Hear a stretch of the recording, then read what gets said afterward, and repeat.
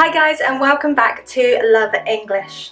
So you have been treated to quite a few rather extravagant lessons. Today I will be simply here with you, the camera, and no green screen, no Sabrah, just us. Today's a very simple vocabulary lesson, but it's one that hopefully will make you sound a little bit more native, as well as helping you understand us strange natives when we talk. Now, most of you will know the basic verbs in English: have, go, get, want. These are great and very important, but as most languages do, English has many colloquial and slang verbs. That's what we're focusing on today.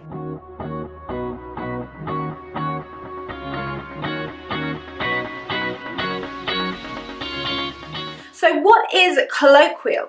Well, colloquial is referring to language that we use less formally, not necessarily as informally as slang, but certainly it's more spoken and amongst native speakers. Today I've got 10 colloquial and a few slang verbs for you. And these are only verbs. And I will say, these are actually verbs that I personally use myself. Don't forget to subscribe if you haven't already.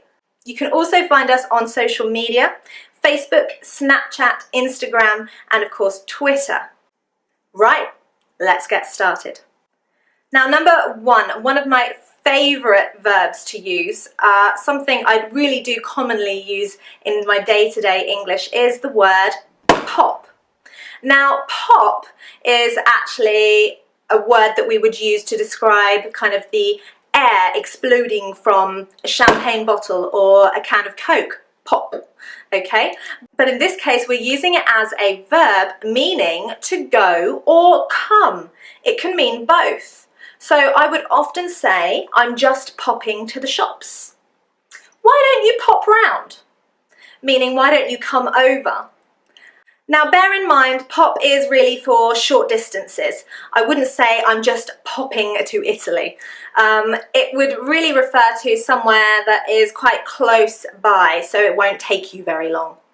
Number two, a bit more slang, quite informal, not something you would use maybe with your family, your mother-in-law, for example. But Sabrah often tells me off for scoffing too many chocolates. To scoff. Scoff means to eat a lot and usually very fast. So if you scoff something, you're eating it in not the most polite ways.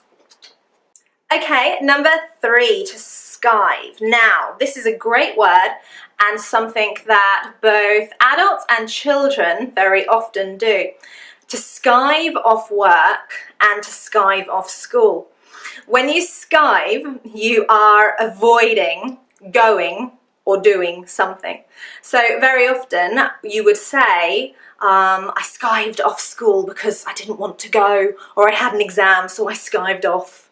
Notice that there is a preposition there. So when you are using it in a sentence, very often we would say, I skived off. And it is usually work or school. You can also call somebody a skiver for avoiding doing or going to this place. Number four, faff. Now, this is something that possibly women are more guilty of than men. Faffing means to take your time doing something, often too much time, often wasting time. So if you are faffing about or faffing around, it might be that you're kind of looking at something on your phone, playing with something, just wasting time really. So to faff.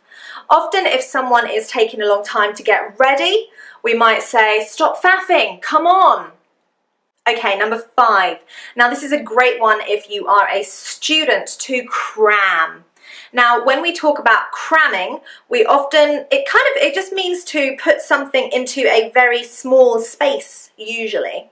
But if we're using it in the context of studying, you might say, I'm cramming my revision in, because you've got very little time and a lot to do. So if you cram, you are trying to get a lot done. Ooh, number 6. Now, I'm actually going to give you 2 here. This is referring to people that try and listen in on other people's conversations. Very naughty, you shouldn't do that. However, if you're at work and you're listening to your boss talking to the manager, you might be trying to listen carefully to hear what they're saying. In this case, we've got 2 verbs. You can eavesdrop, okay? Or a bit more informal here actually. This really is slang, earwig, okay? So she was earwigging into the conversation. She was eavesdropping and listening to the conversation. So these are referring to somebody listening to another conversation that they really shouldn't be. Number 7 is a nice simple one. It's actually a phrasal verb, to crack up.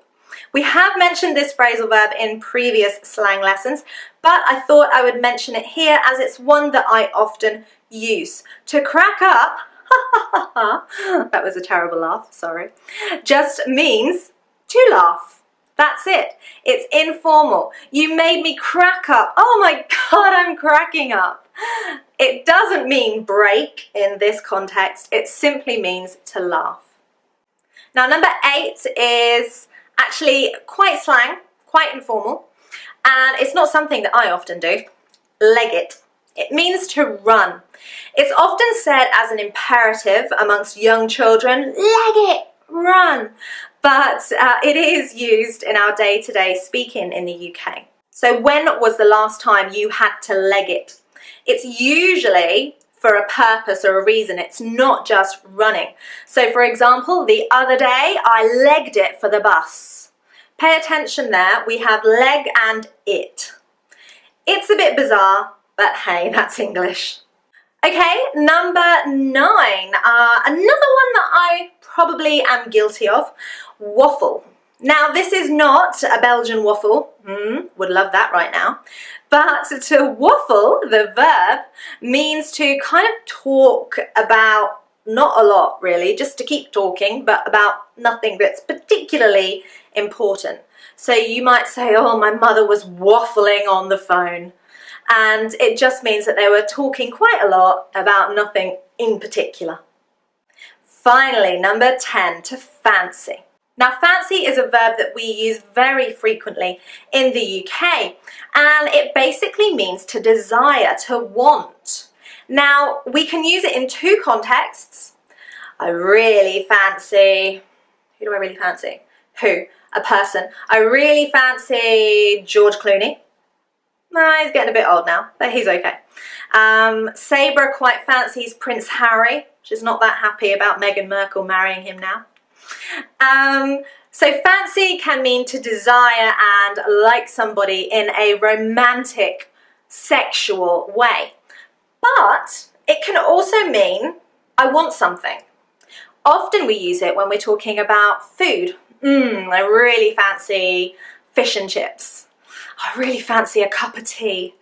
So you can see there that fancy, very common. You will no doubt hear it if you are watching British TV programs. So make sure that you learn that word very well, to fancy. Okay guys, that was a super fast lesson, but I hope that gave you some useful vocabulary. Remember, try and use these words when you speak in writing as well. You can even comment below and write some sentences. Tell me what you fancy or who. And make sure that you subscribe because we have got so many new lessons coming up for you very soon. Pronunciation, grammar, and of course, plenty of vocabulary. Thank you so much for watching. Take care, and I'll be seeing you very soon.